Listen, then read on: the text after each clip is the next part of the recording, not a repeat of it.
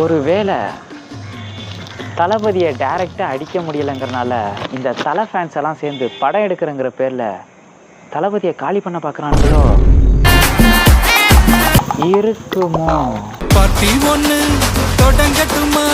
அது ரெடி கலப்பே கலைஞ்சதும் இருக்கு மறுபடி